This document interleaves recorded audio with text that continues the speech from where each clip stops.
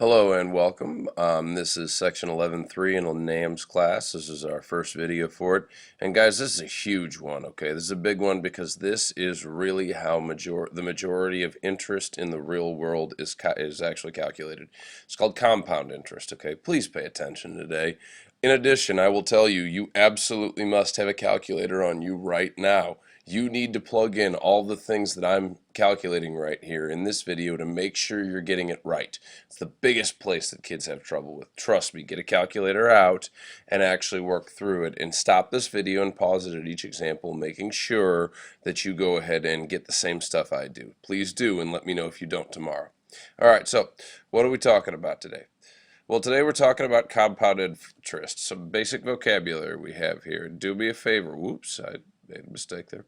Do me a favor. Go ahead and stop the video, pause it right now, and write down everything here so that I can talk to you and you can actually, comprehend and understand. So pause it right now, write down everything you see. All right, we're back. Hopefully you've written down everything at this point because I really want to talk to you guys and make sure you understand these concepts. All right, so what's an investment? An investment is essentially you putting your money into some account with a bank, a stock, with someone in order to make a profit. That's the plan, okay? You're looking to make money off of it. Now, there are two different types of investments. There's something called fixed investments. Now, what this means is the amount of money is guaranteed to be returned. This means you're going to put $2,000 in a fixed investment. You're definitely going to get back the $2,000. There's no way you're going to lose money with a fixed investment. No way. In addition, you're going to get interest that is compounded at a fixed rate. Okay? That means the rate's not going to change. Now, the deal with this is, you may ask, well, if it's guaranteed, if it's a guaranteed investment, why wouldn't you do this every time? Well, these are called low-risk investments because you're definitely going to get your money back. However, you're not going to make a whole lot of money off of them. They don't have huge percentage rates. Some examples that we have here. If you're putting money into, let's get our pen, a savings account.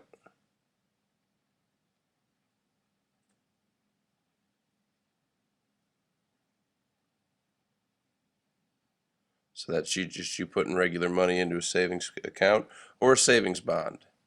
These are both examples of fixed investments.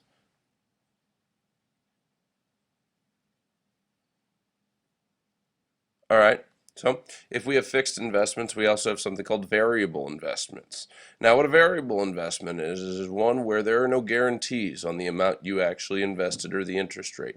What this means is you could lose your money on a variable investment. You could. It's very possible to lose your money on it, or you could make money. They're called high risk because you can lose your money, but normally if you're going to make big money and make money off of an investment, it's going to be a variable investment. They have higher interest rates, and they allow you to make more money if things go well with them. Examples of these: stocks, obviously the stock market. I'm sure you've heard at some point in time some people lost their all their money in the stock market. It is absolutely a possibility. You can also make a lot of money in there, but those are variable investments.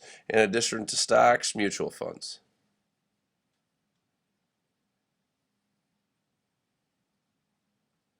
Oops. Let's fix that up. UAL funds.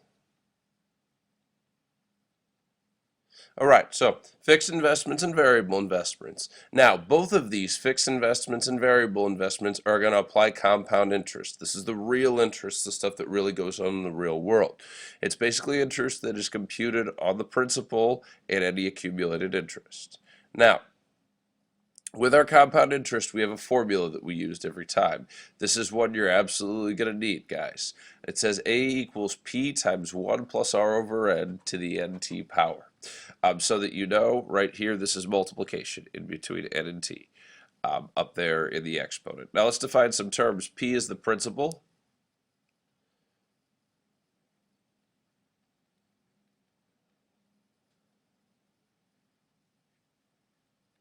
That's the amount of money invested.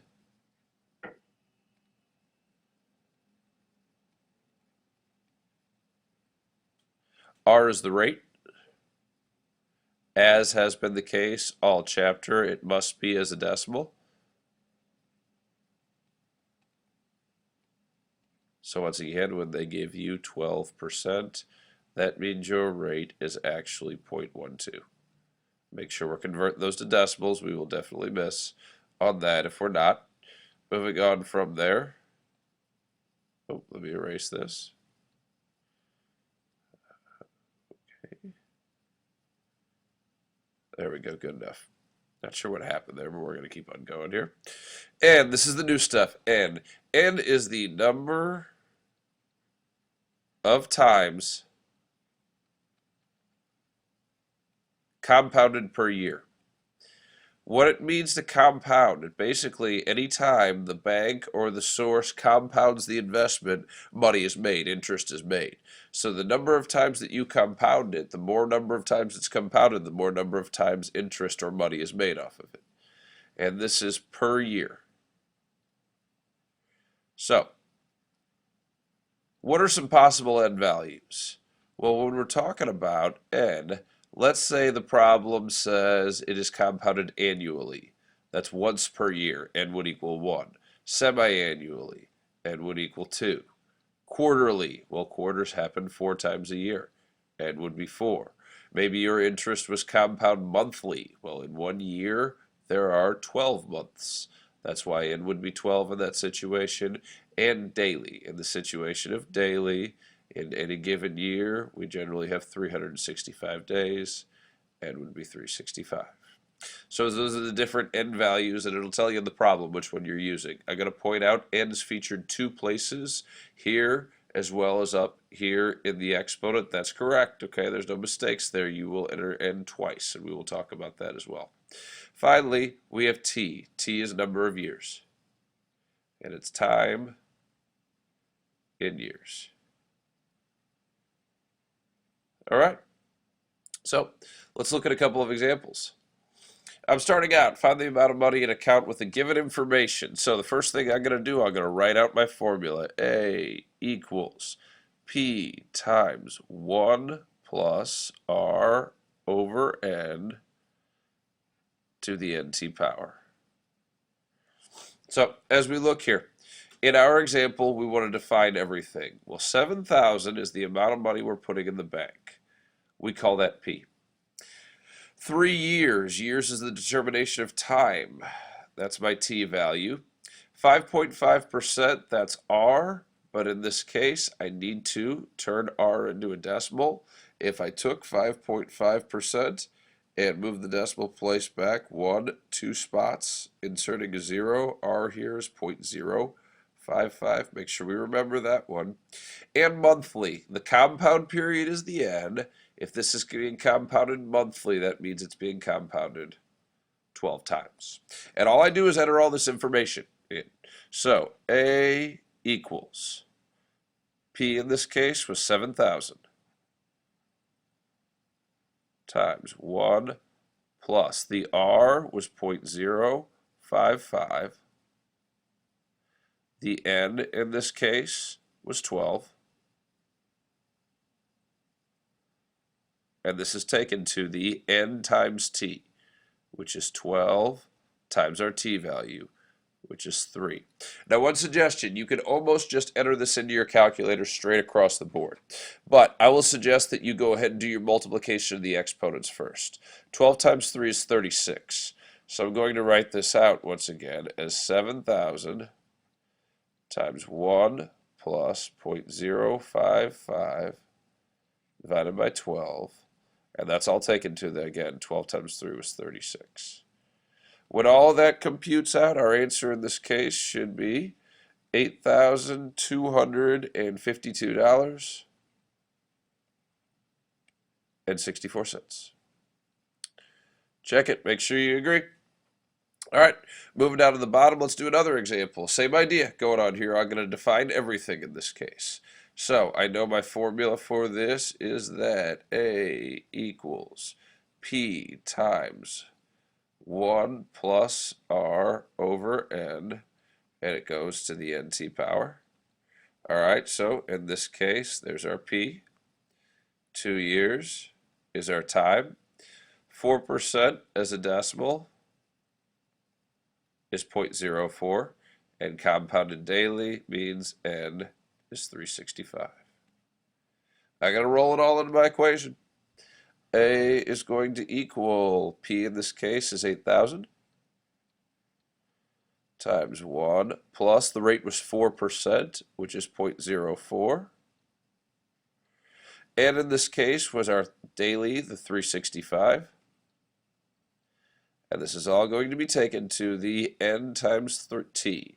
365 times, well, t was 2 in this case. Once again, my suggestion to you, before you roll it into the calculator, take care of the exponent or the power first. As we look to multiply here, 365 times 2 is 730. So I'm going to perform that calculation first.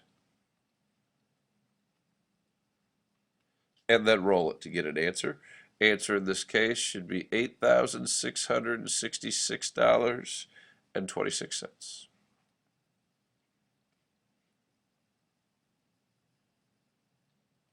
Alright, last one we're going to do here. It's a little longer video, but we got to finish up. Last one we've got here, same thing. A equals P times 1 plus R over N to the NT power. Roll it all in there. Our P is 4,500. The rate is 6.4%, which when turned into a decimal is 0.064. N is the number of times per year. It says quarterly, so N is 4. NT is 4 times T, number of years, which is 8. I'm going to multiply 4 times 8. 4 times 8 is 32. And then I'm going to plug it all into the calculator.